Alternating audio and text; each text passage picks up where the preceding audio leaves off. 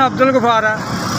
मैं वही तरखाना काम बाबा इसे तो यो काम करीदा हो चलो कितने 2 बच्चियां का बच्चा ब्याह छड़े ने।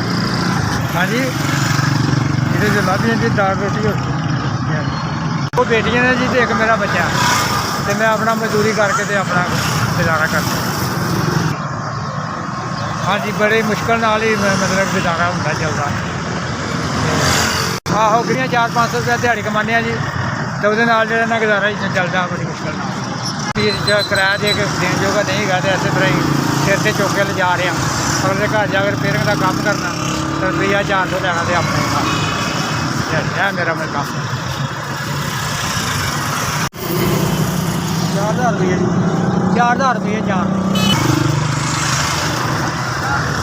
थोड़ा भला करे यार एक माड़े बंदे की कोई मदद की है तो कोई पूरा काम अच्छा काम किया है। मैं ये खुश हाँ तो तुम मैं 4000 रुपये अल्लाह ताला थोड़ी जिंदगी तंदुरुस्ती दे रब खुशियाँ विखावे मेरे भैन भरावां की सारिया दुकान से शर्मा रखी सारा कुछ रब जो किताब नाल जिंदगी का जो सफर उन्होंने तय कर